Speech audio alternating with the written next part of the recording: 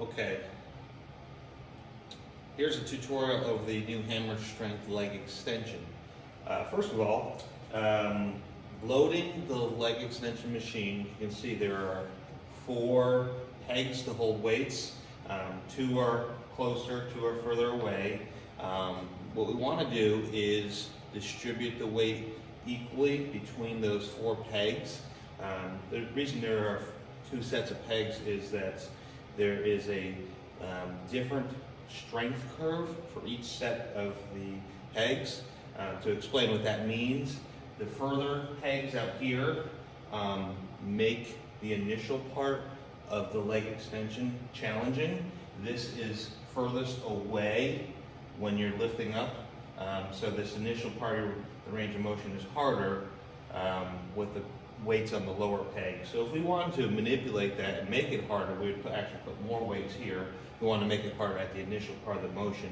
If we want to make it harder at the top, then that's where these come in. But for right now, we'll keep them equal. So again, as we extend, again, it's challenging here. When this part gets up, that makes it more challenging at the top. So sitting in the leg press,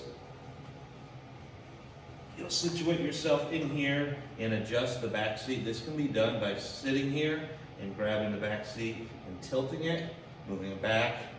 What I would recommend doing is having yourself or the client sit in their leg extension. Try to get your knee lined up with the pivot point. You can see right here the pivot point. Have your knee lined up there, and then once your knee is lined up, scoot the seat all the way up to support right against your tailbone once that knee is lined up.